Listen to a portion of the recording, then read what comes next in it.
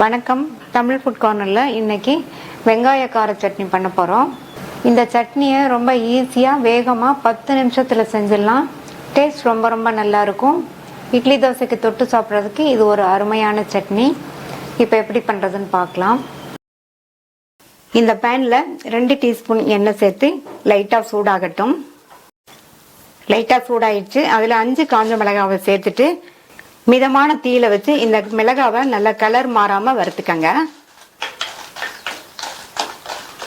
நான் 5 மிளகாய் சேர்த்திருக்கேன். நீங்க உங்களுடைய காரத்துக்கு தகுந்தபடி சேர்த்துக்கங்க. ஃபர்ஸ்ட் மிளகாயை எண்ணெயிலேயே வறுத்துட்டு சட்னி பண்ணோம்னா சட்னி ரொம்ப சுவையா இருக்கும். இப்ப மிளகாய் கருகிராம கரெக்டா வறுபட்டுச்சு. இதை எடுத்து தனியா வச்சுக்கங்க. மீதி இருக்கிற எண்ணெயோட 150 கிராம் சின்ன வெங்காயத்தை தோல் உரிச்சு வச்சிருக்கேன். அதை சேர்த்துக்கலாம். வெங்காயம் சின்ன சைஸா இருந்தா அப்படியே இருக்கட்டும். கொஞ்சம் பெருசா இருந்தா 2 கட் பண்ணிக்கங்க. அப்பதான் எல்லா வெங்காயமும் ஒன்று போல வதங்கும். இது கூட 4 பல் பூண்டை 2 கட் பண்ணி வச்சிருக்கேன், ஈஸியா வதங்குறதுக்காக. அடுத்து கொஞ்சமா கறிவேப்பிலை இலைகள் சேர்த்துக்கலாம். இப்போ இந்த வெங்காயம் பூண்டு எல்லாமே பாதி அளவுக்கு வதங்கி வரட்டும்.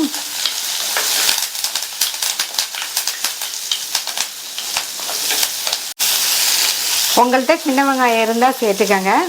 இல்லைன்னா 150 கிராம் பெரிய வெங்காயத்தை கட் பண்ணி சேர்த்து வதக்கிக்கங்க. சேர்த்த வெங்காயம் பாதி அளவுக்கு வதங்கியிருக்கு. இதில் ஒரு கோழி குண்டு சைஸ் அளவு புளியை சேர்த்துக்கலாம்.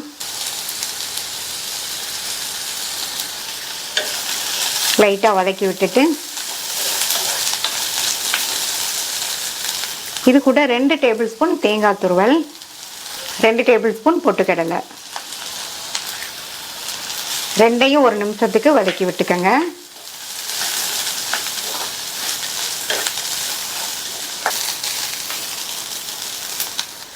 அடுத்து இதில் அரை கைப்பிடி அளவு கொத்தமல்லி இலைகளை சேர்த்துட்டு நல்லா ஒரு பெரட்டி விட்டுட்டு ஸ்டவ் ஆஃப் பண்ணிடுங்க. கொத்தமல்லி இலைகள் சேர்த்து ரொம்ப நேரம் வதக்க வேண்டியதில்லை. இப்போ இதை நல்லா ஆற விட்டுறலாம். நல்லா ஆறிடுச்சு. இதில் வறுத்த மிளகாய், அதுக்கப்புறமா வதக்கி வச்ச வெங்காயம் பூண்டு எல்லாத்தையும் சேர்த்துக்கலாம். சட்னிக்கு தேவையான அளவு உப்பு, தேவையான அளவு தண்ணி சேர்த்து அரைச்சிக்கலாம். அரைச்ச சட்னியை இந்த பவுலுக்கு மாற்றிட்டு மிக்ஸி ஜாரை கழுவி தண்ணி சேர்க்குறேன். நல்லா கலந்து விட்டுட்டு உப்பு செக் பண்ணி சேர்த்துக்கங்க. இந்த கன்சிஸ்டன்சி இந்த வெங்காய கார சட்னிக்கு கரெக்டாக இருக்கும். சட்னியை தாளிச்சிடலாம். இந்த பேனில் 3 டீஸ்பூன் எண்ணெய் சேர்க்குறேன். எண்ணெய் சூடானதும் அதில் அரை டீஸ்பூன் கடுகு, அரை டீஸ்பூன் உளுந்து, கறிவேப்பிலை, 2 காஞ்ச மிளகாய்.